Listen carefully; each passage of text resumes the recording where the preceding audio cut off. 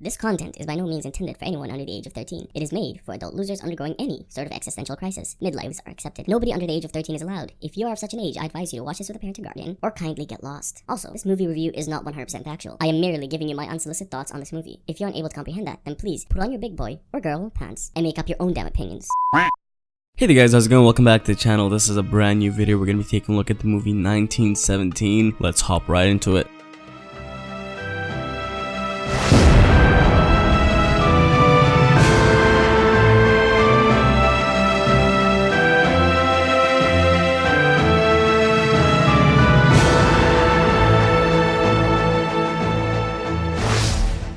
Alright, so written and directed by Sam Mendes, this movie was intense, and that's what I'm going to start off with first, and that is the intensity of this movie. This movie does not let you breathe for more than a second. You're moving from one scenario to another, to another, to another, to another, and in each scenario, our characters are being pounded and pounded and pounded, and it's almost like a puzzle here. So it's kind of like when they go to one scenario, they have an obstacle they have to cross, but when they get to that obstacle, they have another obstacle to cross to get to the obstacle that they want to cross.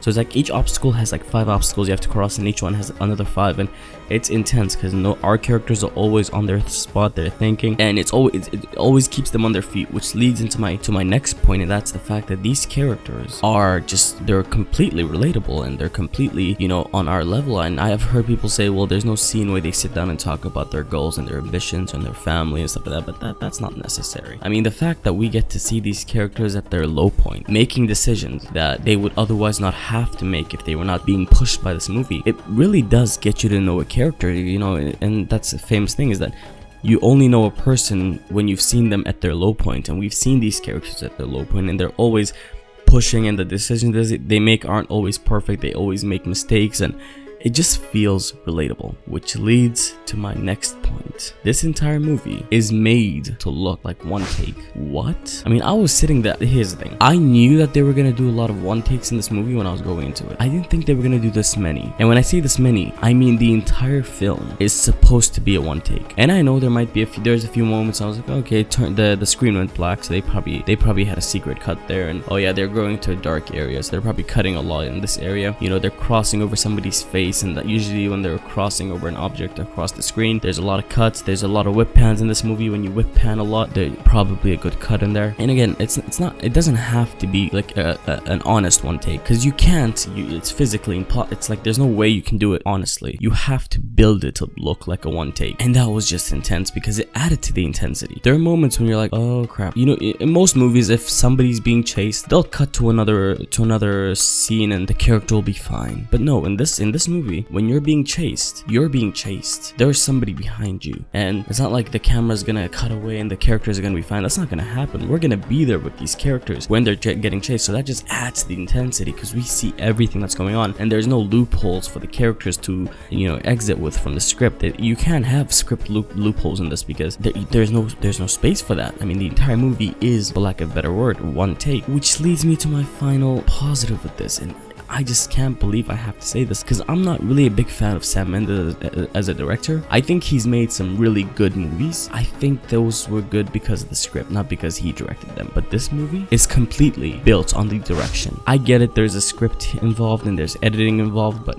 a director has to have a vision. You have to have a vision. You have to be able to see, okay, this movie is made to feel like one take. How do I shoot this in the right order to get that feel? Okay, where am I gonna stitch these shots together? You know, and people also sometimes think that the cinematographer deals with these stuff, but no, really a cinematographer just deals with what's going on screen. A cinematographer doesn't at all deal with, you know, the fact that it's a one take. And I love Roger Deakins as a cinematographer, but again, he did not really do anything with this movie, and I'm gonna get to that in my negative section. But as far as the actual one take goes, it was intense, and the direction was handled perfectly. I mean, there are moments here when there's multiple characters and they're all talking, and they're talking for like 4 minutes. I mean, it's pretty obvious that that's a 4-minute actual take. That's an actual take that lasted 4 minutes, and you're just there like, oh my god, these actors are great. And you know, I'll talk about the performances and my negative, because performances are kind of on and off. They're kind of on and off. So I'll move on to that for my first negative. My first negative actually has to do with the performances. I mean, don't get me wrong, there are some great performances in this movie. You know, we've got Benedict Cumberbatch, who comes in about halfway through the movie and gives us this, you know, Oscar-worthy performance. There's a bunch of other people in this movie that give great performances. Colin Firth, all the adults here give great performances, but the adults are not our leads. Our leads are these two,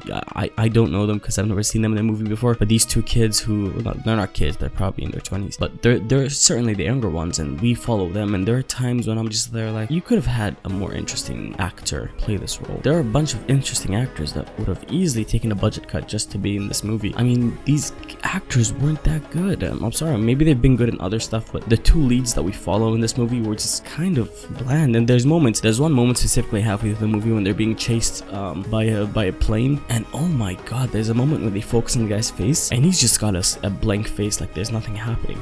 He's not scared, he's not shocked, he's just staring at the ground. Like, there's nothing special about this actor. And I mean, I would say the direction has to do with performances, but I can't really say that because in this movie, everybody except these two were good. It's just these two actors were not that great.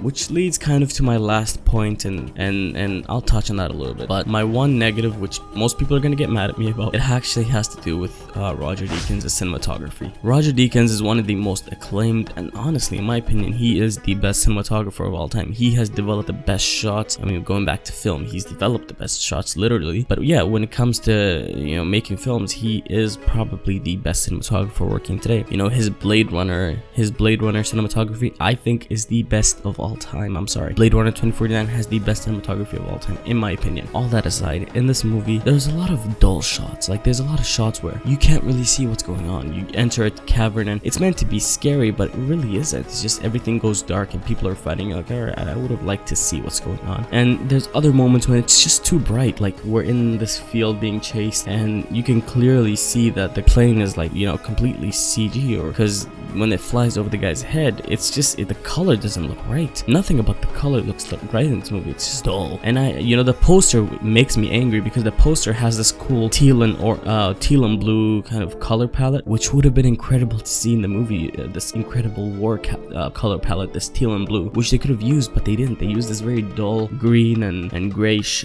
color palette, which again is interesting sometimes, but when it's the entire fucking movie, no, I'm sorry. Give me some good colors. Anyways, just remember, it's all subjective. For the record, I'm done trying to make y'all comfortable. For the record, you ain't trying to grow, then it's